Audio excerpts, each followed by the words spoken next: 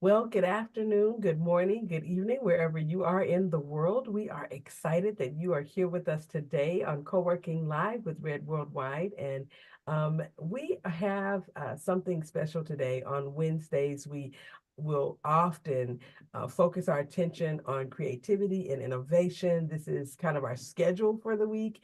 And we are intentional about making sure that we hit this topic because one of the biggest things that is a part of any business is being creative and being in a position where you allow your creativity to flow. And it's very, very important that people understand that businesses are in business, to provide a solution to a problem. And we are thinking about the solution that we want to provide to a problem, but a lot of times we don't think about the difference that we have or the difference that we make, I should say, in how we provide the service. There are many different places that sell hamburgers, but there are subtle differences between, a Rally's, okay, and a McDonald's, or, I don't know where you are in the country or, in where you are in the world, you might have a different type of hamburger joint, fat burgers, okay? Something that's a real big deal out here in California. And so there's a big difference between a fat burgers and and a Jack in the Box. Okay. There's just, no comparison as far as I'm concerned. And, I'm, pretty much vegan, and they have, options that appeal to me, at fat burgers that they don't have at Jack in the Box, just saying. So when we're thinking about our creative solution, what it is that we do to maintain our creativity, and how do we innovate on top of what we're doing so that we can stay fresh and keep people wanting more, that's a big deal. And I have come to understand that there are some different philosophies or trains of thought that will help you to um, get in motion for making sure you're always staying creative and you're always thinking about your process, and what it is that you're providing to your customers or clients. How do you make sure that it is staying something that they are creating for them, a way to see that they need your next best thing, and that they want to participate in the upsell. You got to make sure that you are staying on top of that. And so we're going to break down a couple of processes that will help you with this, and things that I use. And I just shared with a group that comes on through Zoom, that I try not to bring anything that I haven't used to the community, because if I haven't used it, and then I really don't know how it works, and I don't want to introduce something to someone that I cannot vouch for. So even when I'm looking at, the process of iterating, the process of innovating, I want to bring you a process that worked for me, something that I use, or that I've used, and that way I know for a fact that even though your business may be different than mine, I can vouch for what it did for me. And then I also will bring things to you that I'm using with clients, because I'm coaching every day.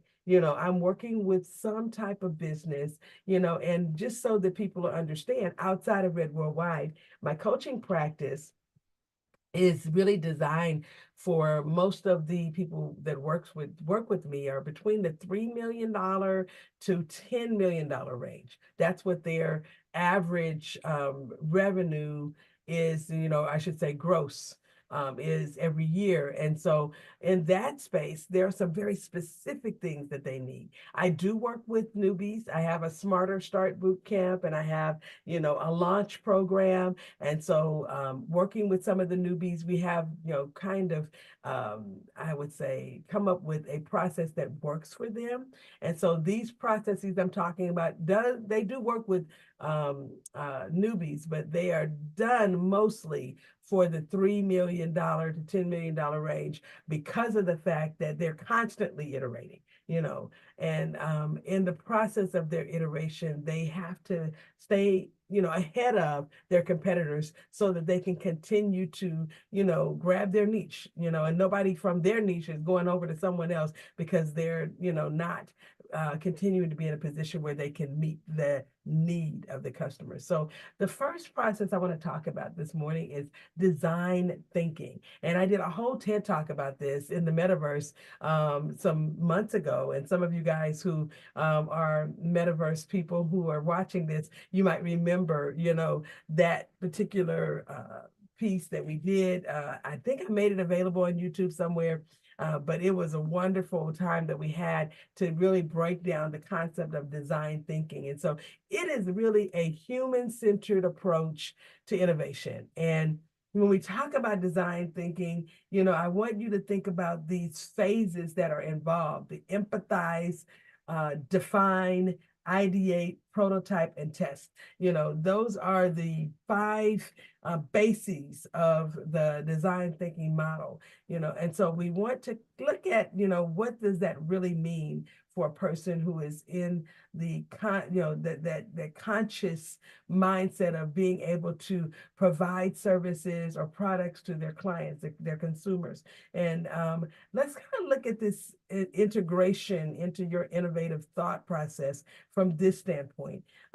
Whether it's technology or whether it is a front-facing service that you offer where you are the technology, or you're bringing the technology, I should say, it really does still involve the same five phases. So understanding your client or customer's needs. And you've got to be able to put yourself in the seat of the customer in order for you to do that.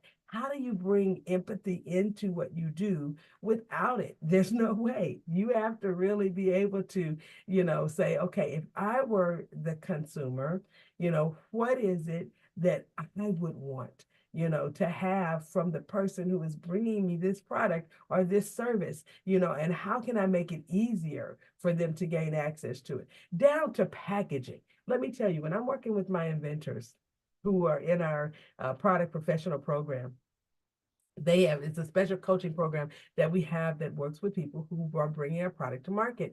And when I'm working with them, I am talking to them about everything from how do you make sure that a person doesn't have a hard time opening the package, and to get to the product. Okay, how do you make sure that the package itself is designed to be sustainable and environmentally friendly? I mean, if that's a thing for you and you're concerned about the environment, then you got to be concerned about it all the way through to how many pieces of paper is going to be left when they open up this package, and how will they dispose of it depending on where they are and what type of package it is. Is it a situation where they're going to have to find a trash can, or is it something that can be reused? Is it coming in a package that is that, forward thinking, that you have another use for it after they opened it up to get whatever is in it out, these kinds of things. But in a service-based business, that has everything to do with how do they schedule to be a part of whatever it is that you're providing. How do they pay? Okay. Do you have options for them? Are there ways that they can gain access to you, that if they're remote, are you accessible? A lot of times we don't think about the fact that in Africa, if people are buying your service and they're there, and it's a front-facing service where they have to have, the ability to, be in a conference call with you or on a Zoom-like platform with you, video conference, do you have some opportunity for them if they can't get Zoom on their phone? If they're in a place where Zoom doesn't work, because in some countries, they don't allow Zoom because of the security not being what it is that country feels like it needs to be. So do you have another option? Can you use WebEx, Cisco's product, or can you use Teams? Is Google Meet going to work? What are the things that you can provide to them to still make sure that they can get access to you if they're remote? Okay, there are some places here in America where signal issues are a problem. So if you're selling courses, will your courses work? Can they download the course through your platform to their phone so they can watch it later? Or do they have to be on the internet? These are things that you got to be thinking about, when you're empathizing and putting yourself in the place of the consumer or the client or the customer. You got to be thinking about how accessible is this to them? Okay. And is this something that they will be able to use long term?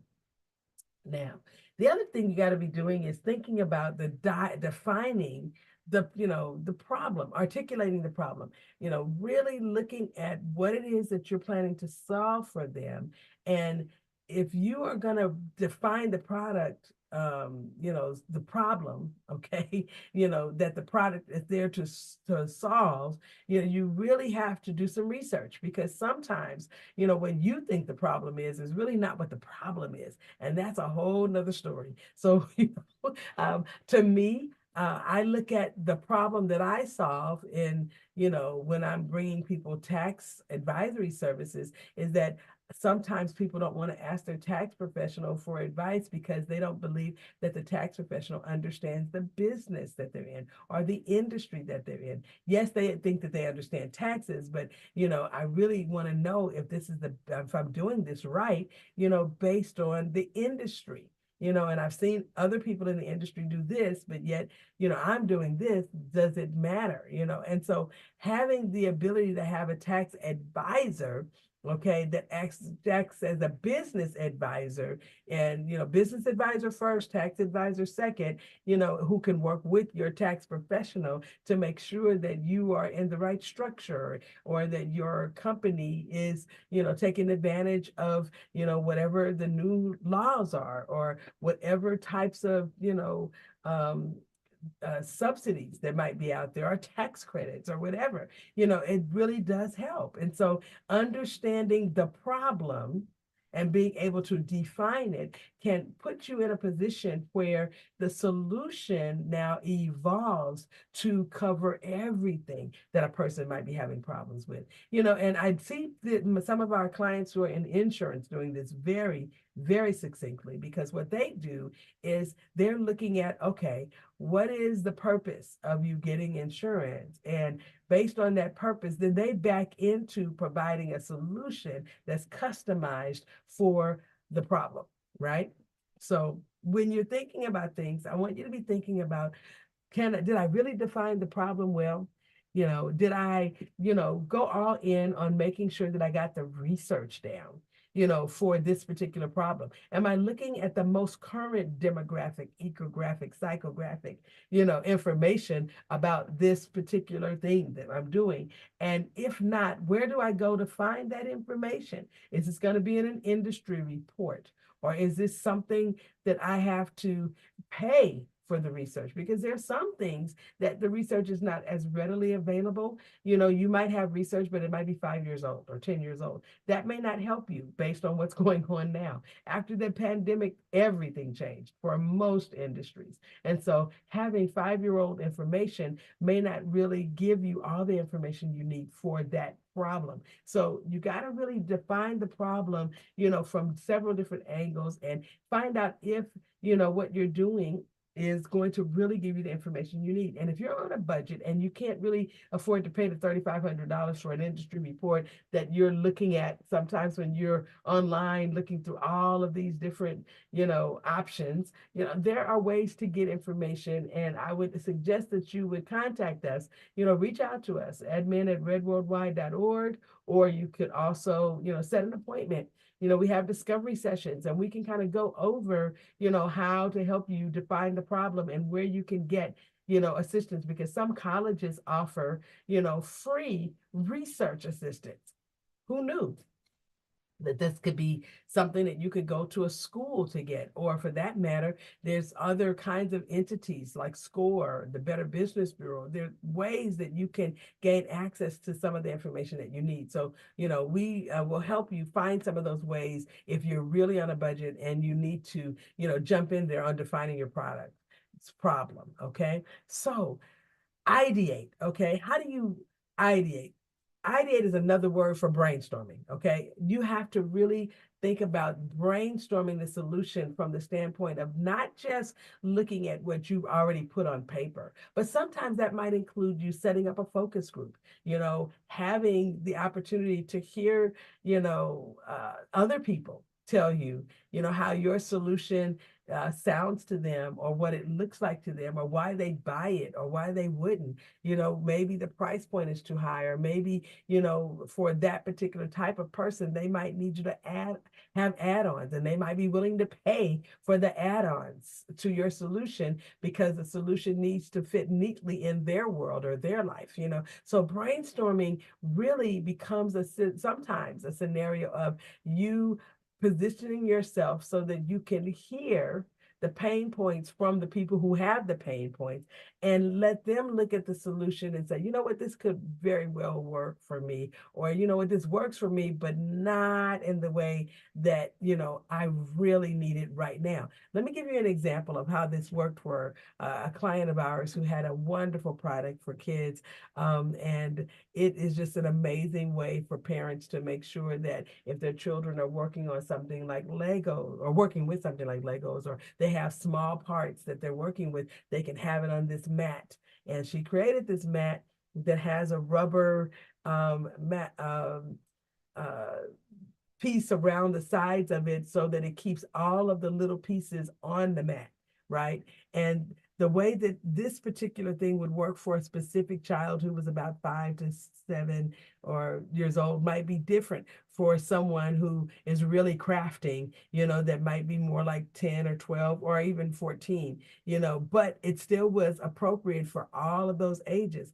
However, we had our focus group, and she passed out mats. She gave them away to everybody that participated in the focus group. We organized the focus group, had it at our office in Texas, and we were all excited. We had some people who couldn't physically make it to where we were because they were in a different state or even a different country. So we sent them mats. So they had them, and they had an opportunity to play with it, to utilize it with their kids, their grandkids, before we actually came to the focus group. In the focus group session, it came out that the mat really was great. However, if these wonderful little 5-year-olds or 14-year-olds had baby sisters, or other people who were a lot younger, they could see the little frilly edge of rubber that was around it as being something to eat because it was cute and it felt nice. And we had a situation where my grandbaby actually did exactly that, tried to eat it. So this is not the thing, that was supposed to happen. But and because it came off to be washable, which was wonderful, for the people who it was designed for, but for the unintended consequence was that, okay, it coming off could mean that someone could take it off like a little person and walk away with it. And now it becomes, something that's great to, eat, or even a choking hazard. So based on that, there was more iteration that had to happen, right? More brainstorming, in their ideation process, that went into it to create another iteration of this product that made the choking hazard not a hazard. Or for that matter, maybe they were going to just leave it like it was, but put on the box that this product is not to be used for children under a certain age. These are the kinds of things that happen in those ideation processes and sessions. So when you bring in the polls, the surveys, the focus groups to your brainstorming session, what it does for you is it gives you feedback.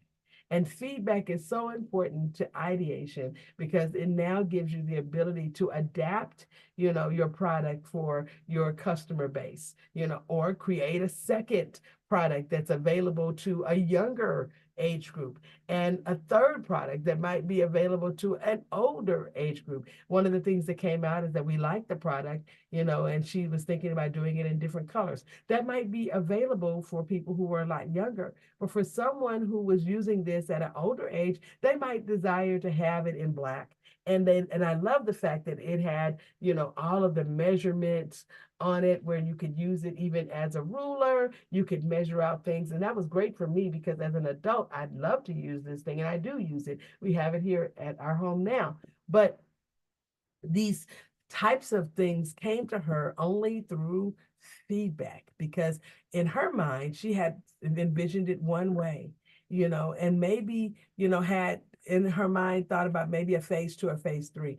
Getting the feedback from someone cut out a lot of time, and it gave her the ability to get to market with her minimum viable product, okay, a lot sooner, and to have it be more successful because she got the feedback necessary to understand how to market it to the group that she was specifically solving the problem for. So, that part of her process was amazing. But now, prototype, coming up with a process that gives you this, minimum viable product, that MVP that we talked about. It gives you the ability to get a representation of the solution. Maybe it's not the full product. And even in a service-based business, you can create a minimum viable product that gives you the ability to get more feedback.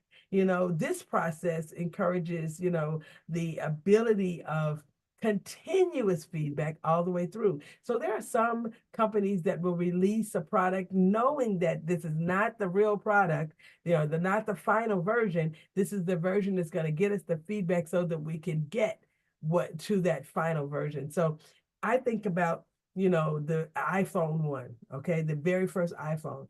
It was great. But unfortunately, it did not give everyone everything they needed to have so that they could make a decision about, their full, turning their full life over into the hands of this smartphone. And at the time, there were no real smartphones that operated the way that the iPhone operated. And so, yes, it was amazing because it had so much there.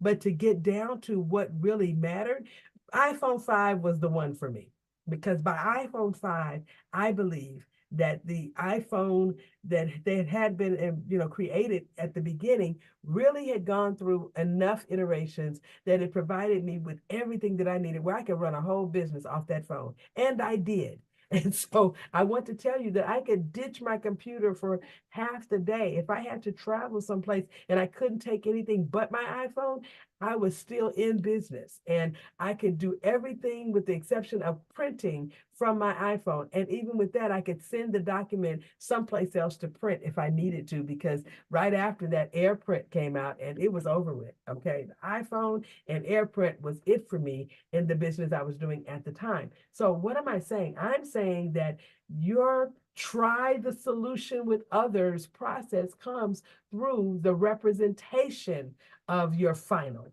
And the representation of the final product is your prototype, the minimum viable product, because it gives you, an opportunity to see how customers are going to react to what you've built, how they're going to take that thing in and, really make it their own. What is it that they do with it or don't do with it that can help you to get to final? And we often will call this the alpha stage. When you put something out there, just for a small group, we call it a pilot. And during that pilot, you get some really good information. And then you'll go to the beta phase, where you've got now almost everything on it that you believe should be there, but you need just a little bit more feedback. And so you stick it out there and then get that feedback. And then it allows you to go to launch.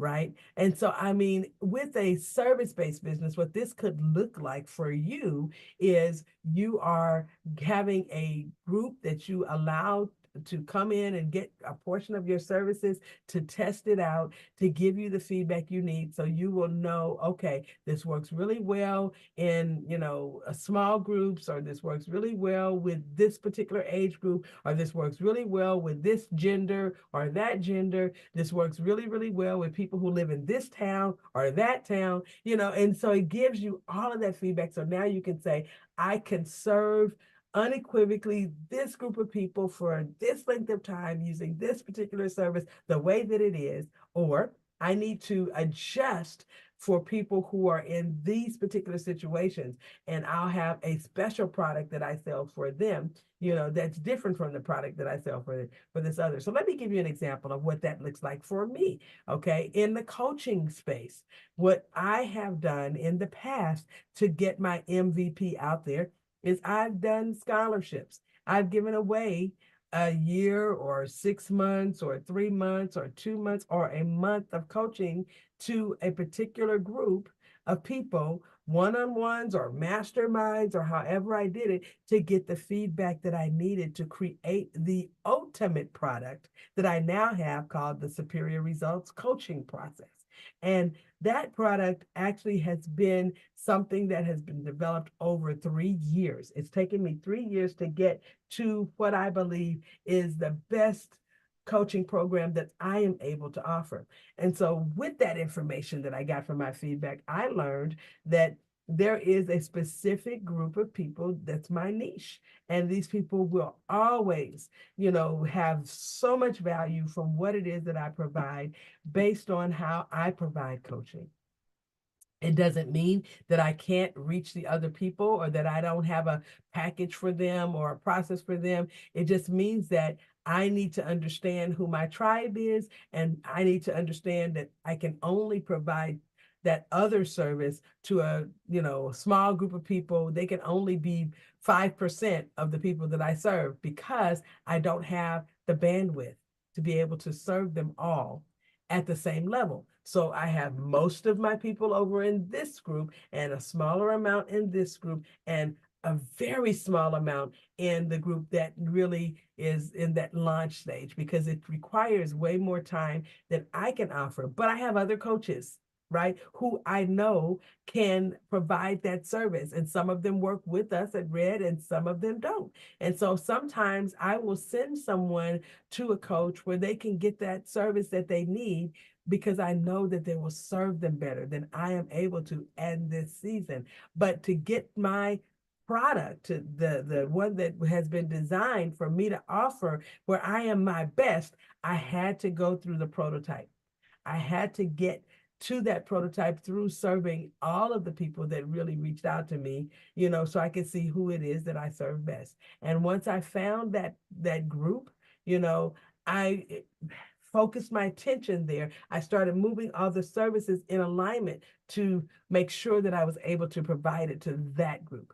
So this is how we utilize the design thinking. We go through the empathize, define, ideate, prototype, and then we test, right? We try the solution with others. And in doing that, it gives us everything that we need to know about how we provide the service so that we can encourage, that empathy process, for us, and the collaborative ideation to give us back what we need to do to give out the service or the product in a way that is, not just going to increase our bottom line, but it increases our customer lifetime value. Okay, so when we are thinking about the design process, and or for that matter, thinking about our entire process of how we get to market, I would like to suggest the lean startup as a methodology.